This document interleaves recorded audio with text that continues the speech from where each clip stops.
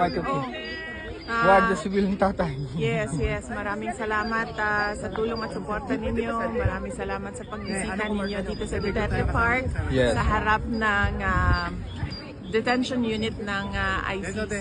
At kanina ay narinig ni Pangulong Duterte ang mga kababayan natin na nandito dahil nag-greet sila, nag-hello sila at nagbabay din sila pagkatapos ng phone call.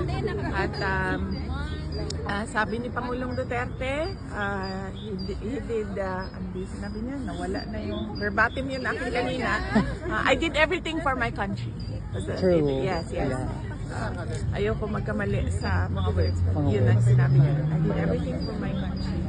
At tanggapin niyo man daw o hindi yung kanyang statement, ayan yung kanyang statement. At gusto na niyang paulit-ulit yung tanong niya kung kailan siya ibabalik at maibalik sa Pilipinas. So yan yung kailangan pagtrabahuan nating lahat ngayon.